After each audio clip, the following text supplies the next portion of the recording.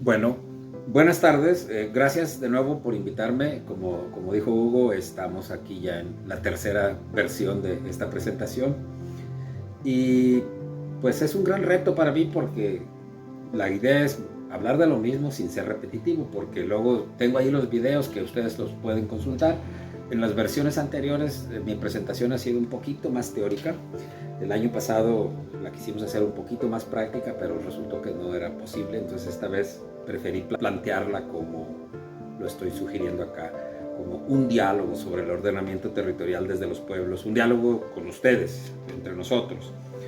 Entonces estos son los 5 puntos que pienso tratar: los imaginarios colectivos sobre nuestra vida en la Tierra, el ordenamiento como una solución política para dirigir los comportamientos humanos y la procuración de un bienestar colectivo, las contradicciones entre concepto de comunidad y el uso compartido de los recursos, la transición de lo que viene siendo la planeación de ordenamiento, de ser un instrumento tecnocrático racional a un instrumento consensuado para mejorar el manejo del territorio, y algunos problemas prácticos con el ordenamiento. Como les digo, ahí hay 2 presentaciones, al final si quieren hablamos de dónde están y eso, pero esta vez lo puse así un poco más puntual en términos de la posibilidad de un diálogo, digamos. Entonces, nomás déjenme hallarme aquí cómo se mueve uno en esto. Entonces empezamos con los imaginarios colectivos sobre nuestra vida en la Tierra. El supuesto del cual estoy trabajando esta presentación el día de hoy, que ha sido más o menos el espíritu en presentaciones anteriores, tiene que ver con la manera como tenemos de entender nuestra existencia en la Tierra, los derechos que tenemos sobre sus recursos, sea en el sentido institucional del término, como derechos de propiedad o simplemente derechos de subsistencia, digamos, ¿no? Entonces, porque creo que por ahí está el origen de las dificultades que tenemos para ordenar el territorio, el origen de los conflictos que surgen en torno al ordenamiento del territorio y el origen de, pues, el agotamiento de los recursos, ¿no? A veces sí, y el poco control que tenemos sobre ellos. Entonces, la idea que he venido trabajando desde hace algún tiempo en esta materia de ordenamiento, políticas de uso de suelo, etcétera, es que todos tenemos de alguna manera una concepción de qué es lo que para nosotros significa vivir bien y utilizar la tierra para nuestro beneficio, ¿no? Entonces, cuando planteamos el ejercicio del ordenamiento, más adelante voy a dar una definición más puntual de qué estoy pensando como ordenamiento. Cuando pensamos el ordenamiento, pensamos en el ordenamiento como una solución a nuestros problemas de acceso a los recursos naturales. Entonces, he identificado algo que acá llamo detonadores de prácticas socioambientales que terminan siendo el objeto, digamos, de los ordenamientos. Entonces, los detonadores de prácticas socioambientales tienen que ver con la manera como concebimos el uso del territorio y la manera como pensamos que nos beneficia, ¿no? Entonces, lo primero que destaco es esto que yo llamo aquí la diferencia entre vivir bien y vivir seguros en el largo plazo. Si ustedes piensan eso, en su vida cotidiana, ¿qué es lo que usan como referente para decir qué consideran que los hace vivir bien o vivir mejor o haber mejorado su existencia? Van a ver que tiene mucho que ver con decisiones de localización, decisiones de consumo, decisiones de convivencia y decisiones de relación con la naturaleza. Esos son los parámetros, digamos, con los que nosotros solemos definir qué cosa es vivir bien. Entonces, desde el punto de vista del ordenamiento, es bien importante tomar en cuenta que hay una gran diferencia entre esas nociones que tenemos de vivir bien y cómo han sido construidas en nuestra mente discursivamente, culturalmente, por cuestiones de política o hasta la cultura popular o incluso la religión, las diferencias entre vivir bien y vivir seguros en el largo plazo. Vivir seguros en el largo plazo significa que no vamos a enfrentar vulnerabilidades que ponen en peligro nuestra existencia, que no ponen en peligro nuestra convivencia. Vivir seguros en el largo plazo significa una relación con la naturaleza sostenible, ¿no? Sustentable. Significa que el río no nos va a llevar, significa que no nos vamos a quedar sin agua, significa que va a haber recursos naturales para usar para nuestro sostenimiento. Eso es vivir seguros en el largo plazo. Eso es lo que está detrás de la idea de la sostenibilidad. Y entonces, la brecha entre esta noción de vivir seguros en el largo plazo y vivir bien es que si solamente usáramos el concepto de vivir bien tal y como cada uno de nosotros nos dio a entender la sociedad, podría ser que atentemos contra la seguridad en el largo plazo. Esa es un poco la idea del conflicto entre desarrollo sostenible o desarrollo consumista, digamos. Un aspecto importante en esto que yo llamo detonadores de prácticas socioambientales es lo que estoy planteando aquí como construcciones históricas y definiciones de derecho de uso, aprovechamiento y propiedad. Todas las sociedades han creado a lo largo de su desarrollo mentalidades, digamos, de qué es lo que entendemos como derecho de uso, derecho de aprovechamiento y derecho en el sentido de propiedad o apropiación.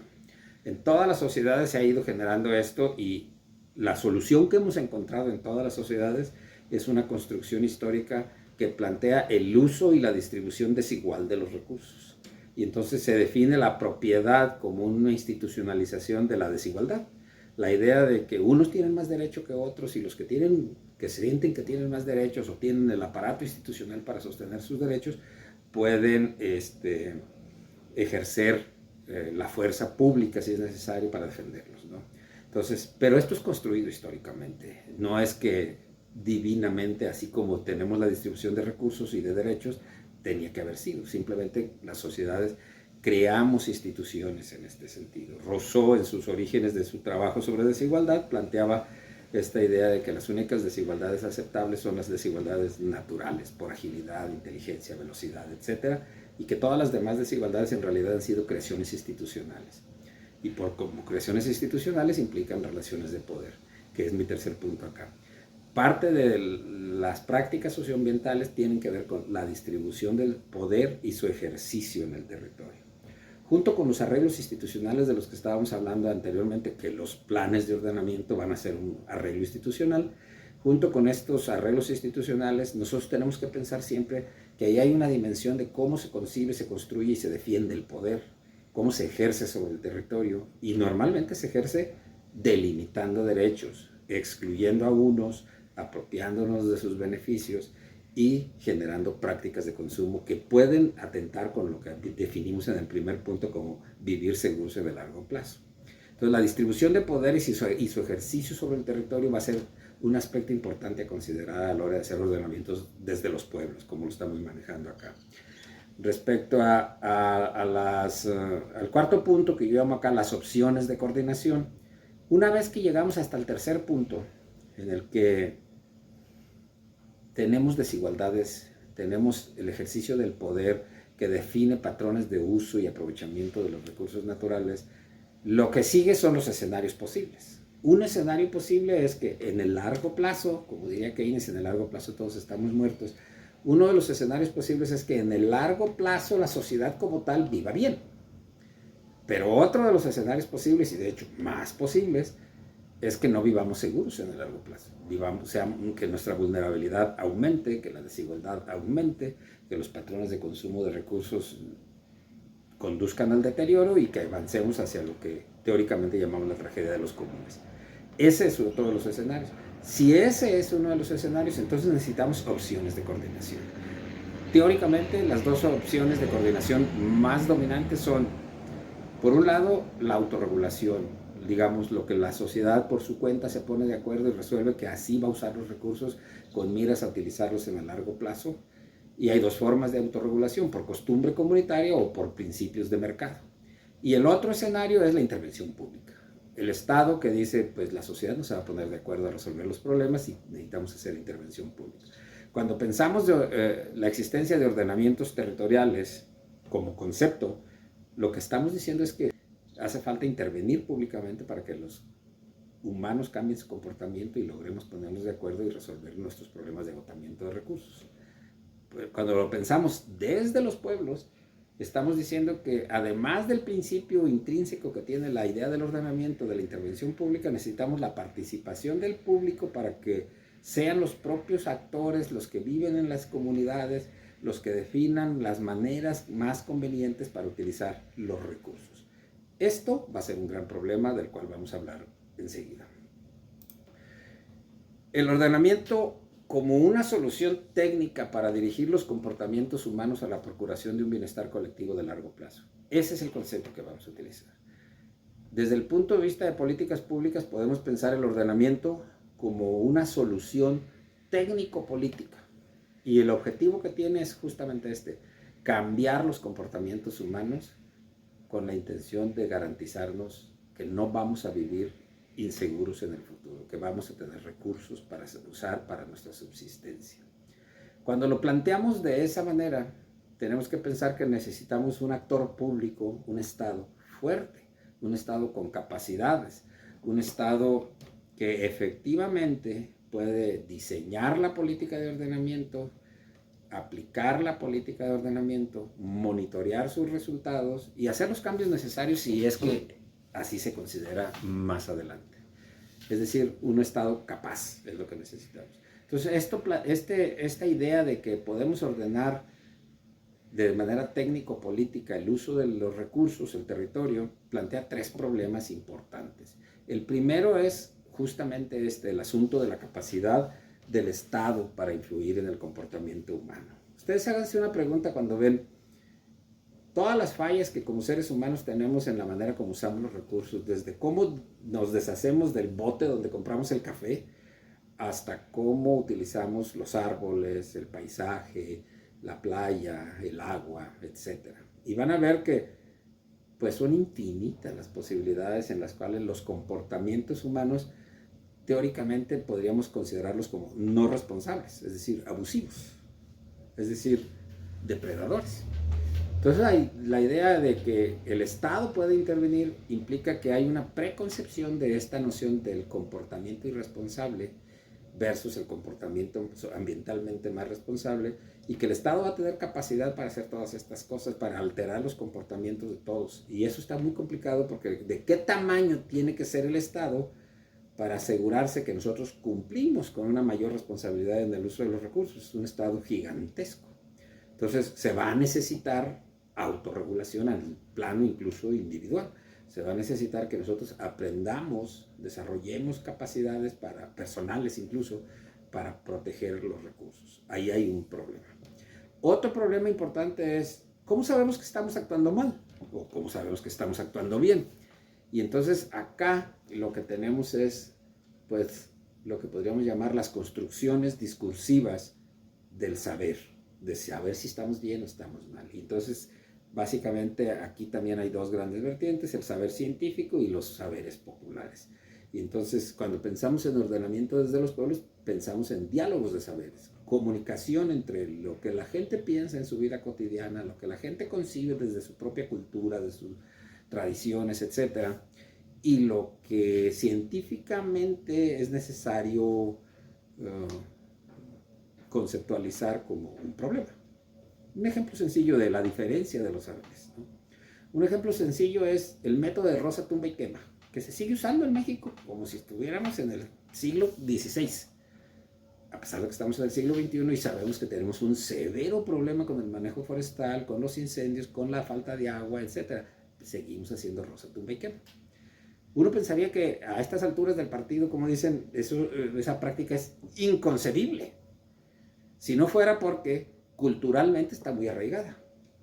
Y entonces, si culturalmente está muy arraigada, tenemos un conflicto de qué saber que debe de predominar.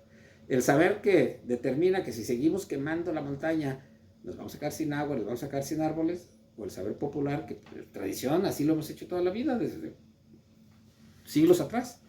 Y entonces ahí tenemos un mayor problema de un ejemplo mayúsculo, quiero decir, y difícil de resolver. Y así lo podemos aplicar para las distintas prácticas cotidianas en el uso de los recursos.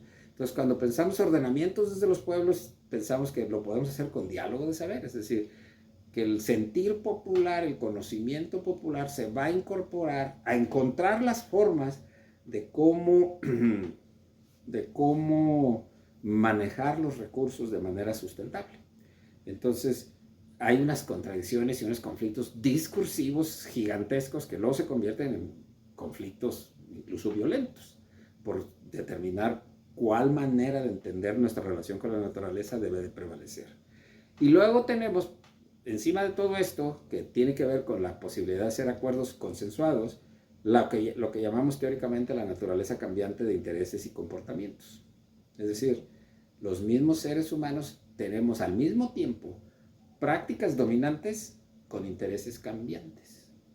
Es decir, a lo largo de nuestra vida o en distintos contextos nos empiezan a interesar otras cosas. Nos empieza a interesar, no sé, acumular más riqueza, o nos empieza a interesar cambiar la manera de usar algún recurso natural, etcétera. Nos empieza a interesar otras cosas. Queremos tener una casa más grande, tal vez, y una casa más grande puede ser ecológicamente no sustentable. Entonces, esto va cambiando, y como va cambiando, los comportamientos van a cambiar. Y si los comportamientos van a cambiar, las prácticas de ordenamiento tienen que hacer un ajuste a estos cambios de intereses. Y para lograr acuerdos se pone complicado. En la parte derecha de la presentación tengo aquí un escenario donde existen múltiples actores, múltiples saberes y múltiples asuntos. Y entonces imaginen que cada uno de estos círculos es un grupo de involucrados o un involucrado en particular, y que cada uno de ellos tiene entendimientos distintos en dónde estamos parados, por eso su ubicación en el gráfico, pero también intereses distintos, de tal manera que en lo único que nos ponemos de acuerdo es en las áreas de intersección que están marcadas acá con rectángulos de colores, que son las áreas de intersección entre distintos involucrados. Cuando nosotros nos retiramos y vemos desde arriba, vemos que el mapa de involucrados, como se dice teóricamente, es muy disperso, que los intereses son muy dispersos y que las áreas de interés común son reducidas, por lo tanto hacer un acuerdo va a estar complicado, ¿sí? Y esto lo podemos hacer para cada asunto. ¿Qué hacer con el agua? ¿Qué hacer con la tierra? ¿Qué hacer con los cultivos? ¿Qué hacer con la tecnología? ¿Qué hacer con el manejo de emisiones? Etcétera, etcétera. Si podemos hacer para cada asunto esto, pues ustedes vean que las capas de complejidad en el ordenamiento desde los pueblos o no desde los pueblos se va convirtiendo en un auténtico problema analítico, teórico, metodológico, pero sobre todo político, porque ¿cómo logramos este tipo de acuerdos? Es complicado esto porque vamos a ver más adelante que podemos estar de acuerdo en unas cosas, pero no en otras. Podemos estar de acuerdo en el problema, pero no en los resultados. Voy a volver a ese tema. El punto 3 de diálogo que traigo con ustedes es este de las contradicciones entre concepto de comunidad y el uso compartido de los recursos. Cuando surgió la política de ordenamiento territorial, que originalmente surgió en Francia, surgió como una política del Estado francés para orientar la distribución del desarrollo económico hacia las regiones y evitar que la concentración económica ocurriera en París. Como suele suceder con este tipo de ideas, se hacen populares y agarran y se les adjudican nuevos objetivos, y así le fuimos colgando medallitas a la política de ordenamiento y la convertimos en la política de ordenamiento territorial, ecológico territorial, y la convertimos en una política que puede resolver los problemas de desarrollo comunitario, de desarrollo regional, de desarrollo nacional, basado en el uso adecuado de los recursos. Y nótese que destacamos acá adecuado. El uso adecuado de los recursos no existe. Lo que existe son las posiciones políticas respecto a cuál es el uso que se considera más adecuado. Es decir, adecuado es una categoría socialmente construida que se puede construir a distintas escalas de convivencia social. Lo que puede ser adecuado para una comunidad indígena, para un barrio de una ciudad, no necesariamente es lo adecuado para la ciudad, para la entidad federativa, para la región o para el país. Y entonces ahí va a haber problemas serios en esto que yo estoy llamando acá las fallas antropológicas en la interpretación del concepto de comunidad. La idea de ordenamiento ecológico de los pueblos está enraizada en esta idea. Está enraizada en que social y territorialmente existen comunidades delimitadas en el espacio. Y esta es una idea completamente del siglo XIX, de los orígenes o las primeras etapas de la antropología y la sociología como ciencias que se dedicaron a estudiar comunidades, y una manera de resolver los límites del objeto de estudio era ponerle fronteras, es decir, la comunidad Tzotzil llega de aquí hasta acá y la Wixárika llega de aquí hasta acá y esta son su comunidad y este es su territorio, y así es como lo están usando para resolver sus necesidades. Ese concepto es del siglo XIX, porque en el siglo XXI ese concepto de comunidad es tan poco difuso, dado que Las personas que se identifican con una etnia, con una comunidad, no necesariamente viven juntas y por distintas razones se han dispersado en el espacio o han desarrollado intereses diversos, ¿no? El mejor caso que tenemos en México es la migración de personas de comunidades indígenas originarias, digamos, a Estados Unidos o a Europa incluso, ¿no? En donde aquellas personas que viven del otro lado de la frontera se sienten parte de la comunidad, pero ya no viven ahí. Y así lo hacen por generaciones. Y al rato tenemos una comunidad global que en realidad tiene un referente local donde los intereses, la configuración de esos intereses con ese territorio ya no encajan en aquel concepto de una comunidad con territorio definido, con intereses definidos. Y eso va a ser un problema severo para el ordenamiento. Y luego tenemos la diferencia entre comunidad como identidad, comunidad de intereses y territorialidad de las prácticas sociales. A medida que se va dando esta dispersión, también va habiendo una transformación en la concepción que se tiene respecto al territorio. Entonces se va a desarrollar estos como tres capas de la idea de identidad. La idea de la comunidad como identidad, que sí está basada en prácticas culturales, conocimientos ancestrales, tradiciones, cultura, usos y costumbres. Y luego va a estar la comunidad de intereses, donde incluso adentro de aquella comunidad que acabamos de definir empiezan a surgir diferencias. Hombres y mujeres, jóvenes y adultos, personas que tienen más poder en la comunidad con personas menos poderosas al interior de la comunidad, personas que ya tienen experiencia migratoria y otras que no la tienen, personas que han logrado acumular algo de riqueza como comerciantes, etcétera, y otras que no lo tienen. Se van dispersando las nociones de comunidad de intereses. Y esto se va a reflejar en la territorialidad de los mismos. Se va a empezar a volver más difícil saber cómo se definen las posiciones respecto al ordenamiento, tomando en cuenta qué posición tiene cada quien en la sociedad o qué posición tiene cada quien en la comunidad. Y luego tenemos otras contradicciones entre el concepto de comunidad y uso compartido de recursos. Tenemos las interpretaciones prácticas sociales en torno a derechos de uso y derechos de propiedad. Si todos aquellos cambios existen, yo como persona, o mi familia, o mis amigos, o mi grupo, ¿cómo definen su relación con los derechos de propiedad sobre el territorio? Entonces, nosotros sabemos que los pueblos en México, los pueblos indígenas sobre todo, tienen sus nociones ancestrales de comunidad. Pero sobre esas nociones ancestrales de comunidad se han ido introduciendo nuevas nociones de propiedad privada. Y entonces hay procesos de apropiación del territorio, procesos de apropiación de los recursos. Y entonces los pueblos viven muy expuestos a cambios contextuales, cambios estructurales que están obligándolos, digamos, impulsándolos constantemente a cambiar su concepción de propiedad. Y eso hace que genere conflictos de intereses a la hora de pensar el ordenamiento. Y luego está la diferencia entre comunidad, grupos de interés y actores con poder.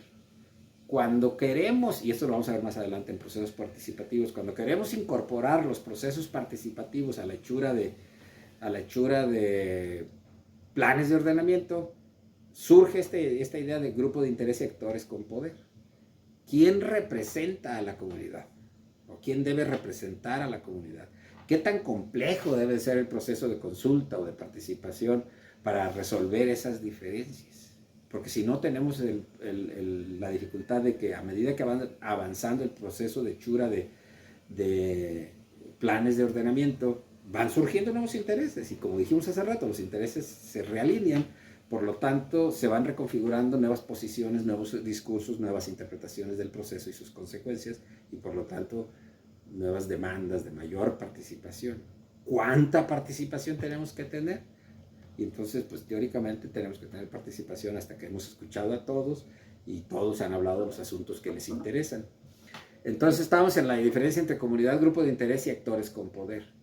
La incorporación de la ciudadanía a la hechura de planes de ordenamiento tiene que resolver este asunto. Si lo que se está representando es una comunidad como tal, en el sentido amplio, como lo habíamos manejado hasta ahorita, si lo que se está representando es un grupo de interés o si lo que se está representando son nada más ciertos actores que son poderosos en una comunidad. que es muy común, más común de lo que quisiéramos.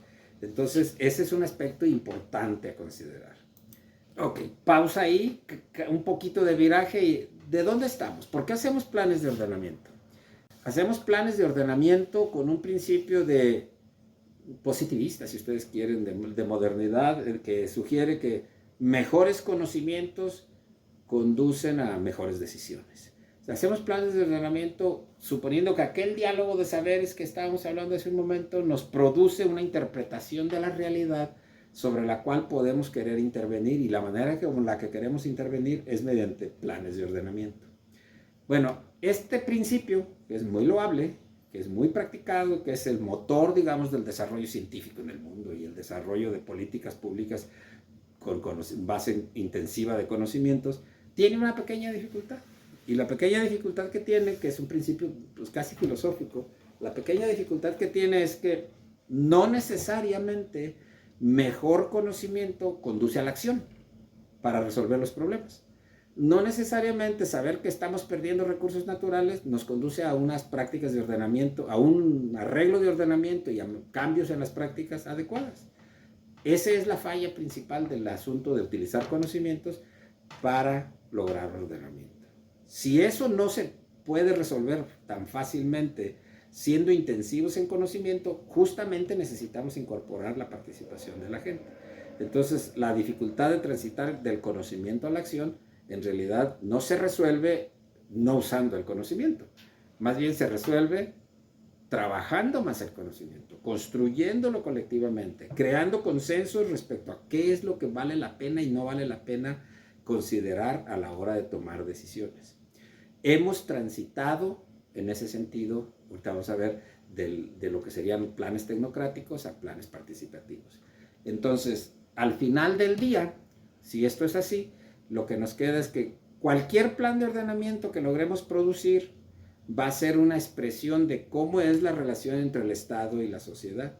Si el plan de ordenamiento suele ser más tecnocrático y presentado y sugerido, impuesto por el Estado y medio consultado, estamos diciendo que estamos ante una situación en la que el Estado tiene un poder de influencia muy alto sobre la sociedad.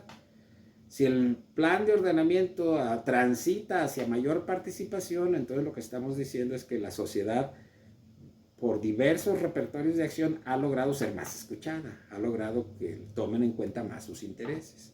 Y cuando decimos la sociedad, estamos haciendo otra vez abstracción de esta idea de que adentro de la sociedad hay distintos grupos de interés, ¿no?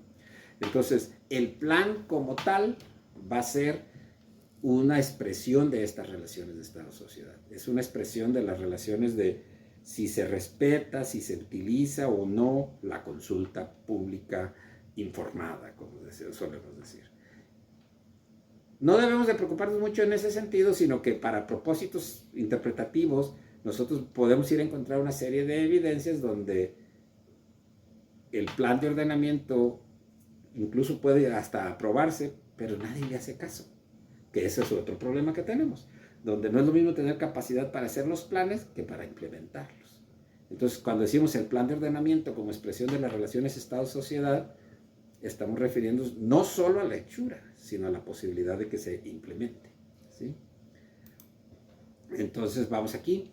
El punto 4 que tengo es esta transición. ¿Cómo es que ocurre esta transición? La transición de la planeación del ordenamiento de ser un instrumento tecnocrático, racional, a un instrumento consensuado y de manejo del territorio.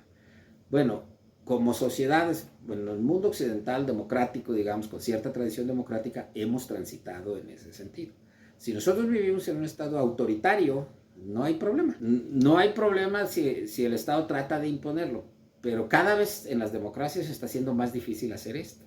Puede ser que tengamos lapsos o circunstancias en las que actores políticos poderosos de alguna manera logran medio imponer su voluntad, pero hay un efecto de boomerang. Luego las críticas regresan, luego se resuelven, se plantean nuevos argumentos en contra de lo que ya se tomó en decisión antes, y luego hay que revertir las decisiones y se convierte esto en un asunto de manejo óptimo de recursos, ¿no? Pero de que hemos transitado, hemos transitado. Personas de mi edad y para arriba, nos acordamos muy bien cuando las decisiones eran más de corte autoritario. Ahora tenemos felizmente en México por lo menos tradiciones más participativas, más democráticas, etc. Y un factor importante va a ser este punto que llamamos el capital social como un instrumento para la implementación del plan de ordenamiento. Es decir, logramos consensuar un plan de ordenamiento con las poblaciones y dejamos que la población asuma parte de la responsabilidad de implementar el plan. Y asumir parte de la responsabilidad de implementar el plan en mucho depende de la existencia de experiencias previas de organización, de lo que teóricamente se llama capital social, es decir, el grado de asociacionismo, de cooperación entre los grupos, etcétera, que van logrando que se vayan construyendo objetivos de ordenamiento y que se vayan logrando estos objetivos, ¿no? El capital social va a ser muy importante. Acá yo subrayo algunos temas acá en un documento que encontré sobre Ciudad de México, de hecho, ¿no? De las inquietudes que algún grupo tiene sobre el ordenamiento ecológico en la Ciudad de México, ¿no? Y cómo su preocupación se enfoca al proceso mismo de institucionalización, a las previsiones que se hacen, a las ausencias que existen, algunas cuantas, porque es una nota periodística, no es una investigación científica sobre el tema, pero aún así podemos encontrar, y en las declaraciones que los públicos hacen, podemos identificar cuáles son las cosas que les preocupan y podemos ver el peso. En esta nota la rescato porque también acá se ve el peso de las organizaciones de base como interlocutores en los procesos de ordenamiento, ¿no? Y esto se repite una y otra vez. Hay procesos, digamos, muy similares de participación, patrones de participación, lo que se llama repertorios de acción comunes, la marcha, la protesta, el periodicazo, etcétera, el bloqueo de carretera, lo que sea. Entonces, serie de cosas que hemos aprendido discursivamente a llevar a cabo para poder ser escuchados en procesos de este tipo que son de múltiples intereses, ¿no? Y aquí ya saltando, porque me gustaría mucho responder preguntas. Y ahí hay otros dos videos que ustedes pueden consultar que están un poco más teóricos, ¿no? Aquí vamos a saltar entonces a mi quinto punto, que es problemas prácticos en la hechura de implementación de planes de ordenamiento. Dicho todo lo anterior, y viendo cómo ha ocurrido en la práctica la planeación de los ordenamientos, sobre todo los ordenamientos locales, municipales o de pueblos, como se dice acá, tienen un montón de problemas. Y por eso pensé incluir este punto que se llama problemas prácticos con la hechura e implementación de planes de ordenamiento. Problema 1. Las dificultades para ajustar las identidades colectivas de los pueblos con los intereses territoriales, que ya hablé un poco al respecto. Es decir, ¿cuánto le interesa a la comunidad? Y peor aún, ¿cuánto le interesa a cada miembro de la comunidad cada uno de los problemas de ordenamiento que existen en su territorio? Los problemas de los procesos participativos incluyen quién convoca, cuándo convoca, cómo se convoca, a dónde los convocamos. No es lo mismo convocarlos a un salón de un hotel que a una esquina de una calle en su comunidad, ¿sí? Ahí hay diversos problemas. Luego, ¿quién está convocando? No es lo mismo que convoque la Universidad de Guadalajara que el gobierno de la Ciudad de México o el gobierno de la República. No es lo mismo que convoque el líder obrero, etcétera, ¿no? Entonces, ahí hay un asunto importante de resolver, porque quién convoca se refleja en quién participa y cómo participa. Luego está el problema de la representación. Cuando ya vienen las personas a ser escuchadas en un proceso participativo, cuando ya vamos y tratamos de escucharlas en donde ellos están parados, hay un problema de representación innato, que es esa persona a quien representa. Entonces, por la vía estadística, esto se ha resuelto mediante encuestas. Las encuestas, ustedes saben, no han salido muy buenas últimamente.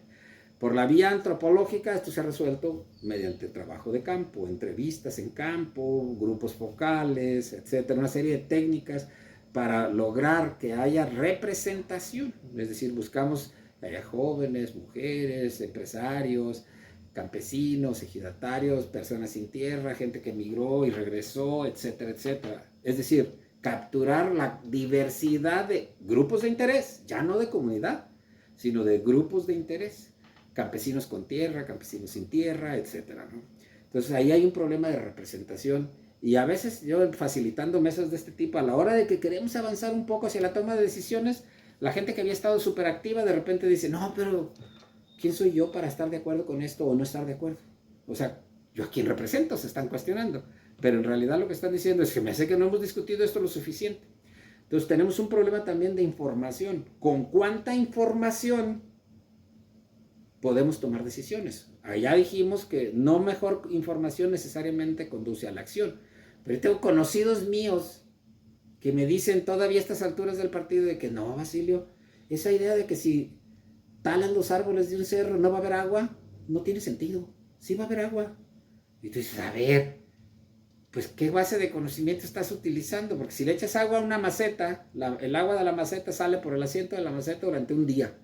Pero si le echas una cubeta de agua a la pared, 5 minutos después ya no hay agua. ¿No te parece suficiente evidencia científica? Tenemos un problema de información. ¿Con cuánta información disponemos? Y luego hay un problema de confiabilidad. ¿Quién produce la información? Ahí también es una cuestión de relaciones de poder. Entonces, las dinámicas participativas tienen que hacerse sobre información. Los expertos en construcción de consenso sugieren que la información sea producida con el consenso de la población. Ellos incluso han inventado un concepto que se llama la búsqueda conjunta de información. Y el problema que tenemos es que los programas de ordenamiento normalmente son asignados a un consultor por el gobierno y el consultor recopila la información, pero nunca le preguntan a la comunidad si esa comunidad está de acuerdo con ese consultor, si esa es la mejor manera de producir la información. Ahí tenemos un problema severo. Y luego tenemos el problema de capacidad. Aunque me den a mí un montón de datos, no sé si los voy a poder interpretar. Entonces ahí, cuando hablamos del diálogo de saberes, también estamos hablando de cómo interpretar la información, qué capacidad tenemos para interpretar la información. Atiborrar a una comunidad con un mundo de datos no sirve de nada, porque las personas no van a entender qué es eso. ¿Sí? Presentarles los datos de una encuesta no sirve tampoco, porque quién sabe qué será la desviación estándar y la media. Entonces, al final del día, cuando hablamos de problemas prácticos con la hechura e implementación de planes de ordenamiento, y lo que estamos pensando es incorporar a la ciudadanía de los pueblos, a los campesinos, los indígenas, las amas de casa, etcétera, en la hechura e implementación de planes de ordenamiento, lo que estamos diciendo es que tenemos que tener la capacidad de incorporar a todos estos actores en las distintas etapas de lo que sería la política de ordenamiento. Es decir, los elementos del diseño de la política de ordenamiento que nos permitan al final del proceso contar con un instrumento que activamente podemos negociar, podemos implementar y podemos enfrentar los conflictos que representan su implementación. El proceso de consulta, por lo tanto, es parte de una dinámica del diseño que debe tratar todos los temas siguientes. Al final, podemos pensar que lo que estamos tratando de resolver son las metas y problemas a resolver. Pero las metas y problemas a resolver son, de hecho, el principio del proceso. Necesitamos entender cuál es el problema de ordenamiento que estamos enfrentando. Y el problema de ordenamiento va a ser, como decíamos hace rato, socialmente construido. Es decir, cada quien va a tener una interpretación de lo que está perjudicando el medio ambiente, lo que está dañando la convivencia de la sociedad con el medio ambiente, lo que está generando saldos negativos, por lo menos para ciertos grupos sociales.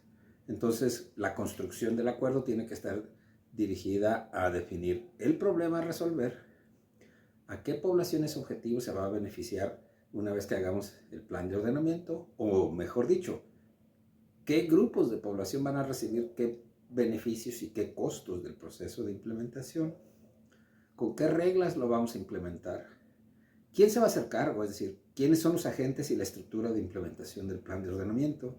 ¿Va a estar en manos de la ciudadanía o va a estar en manos de una entidad pública o va a estar en manos del ayuntamiento, en el sentido más formal del término?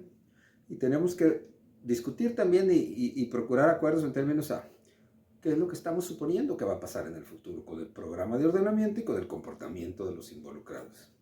Y luego viene el verdadero problema, porque en mi experiencia, el verdadero problema del ordenamiento y de muchas otras políticas públicas, sobre todo políticas de regulación de uso de suelo, tropieza con el problema de ponernos de acuerdo en cuáles son las herramientas necesarias para que efectivamente la población cambie sus comportamientos. Y por herramientas necesarias vamos a considerar aquí toda la serie de instrumentos a disposición del Estado para convencer a la población de que adopte unas prácticas distintas como se espera en el plan.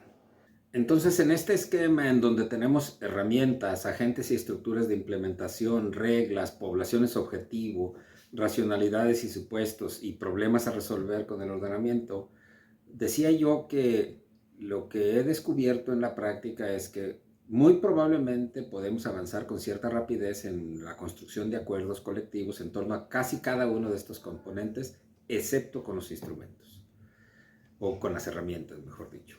Las herramientas, pues, son todos estos elementos que efectivamente están dirigidos a cambiar los comportamientos de las personas, que tienen que ver con las decisiones que en su yo personal y en su contexto familiar, comunitario, regional en el que viven, las personas consideran que vale la pena modificar para lograr un objetivo socialmente compartido.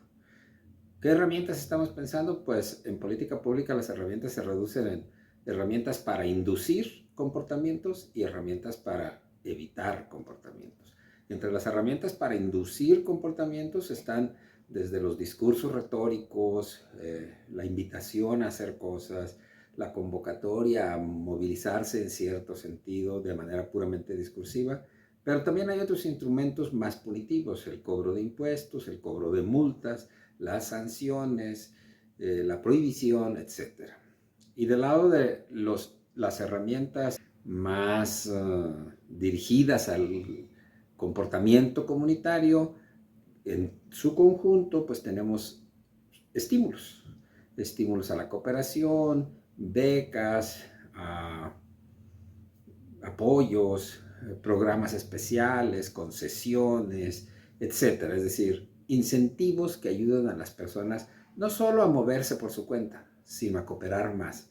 Porque una cosa que sí queda claro es que no hay ordenamiento ni desde los pueblos, ni a nivel regional, ni a nivel nacional, si no hay cooperación, si no hay soluciones cooperativas para cambiar los problemas que tenemos con el deterioro del medio ambiente. Entonces, visto de esta manera, pues podemos resumir la presentación del día de hoy en el sentido de, para lograr los ordenamientos territoriales, en este caso a nivel de los pueblos, necesitamos una serie de modificaciones en la relación Estado-sociedad, que van por una mayor capacidad del Estado, pero también una mayor capacidad de la sociedad para poder hablar entre sí, para poder entenderse, para que los distintos grupos puedan crear soluciones de valor para su comunidad. Además de crear capacidades, es necesario poder generar información, confiar en la información generada y poderla utilizar para la toma de decisiones. Además de crear capacidad y recopilar información, hay que tener habilidades en el momento de explorar cuáles son las mejores opciones para la comunidad, cómo podemos construir acuerdos y poder interpretar bien con claridad lo que representa cada uno de los compromisos de ordenamiento que se establecen. De lo contrario, vamos a seguir produciendo documentos que se quedan en el escritorio. Si estamos hablando de ordenamiento desde los pueblos, lo más probable es que vamos a provocar ordenamientos, vamos a generar ordenamientos que son más un producto que el resultado de un proceso consensuado, más un producto que va a tener una gran probabilidad de quedarse en el cajón del escritorio del líder ejidal, del presidente municipal o en algún lugar por ahí en el que nadie se va a acordar de aquellos establecidos en el ordenamiento, no digo años después, unas semanas después, o cuando llegue un nuevo proyecto que atenta contra el ordenamiento, pero es bien visto por la comunidad. Y entonces ahí tenemos que tener también capacidad de manejar lo que yo llamaba hace mucho rato la contingencia. Por ahí lo vamos a dejar el día de hoy y espero sus comentarios.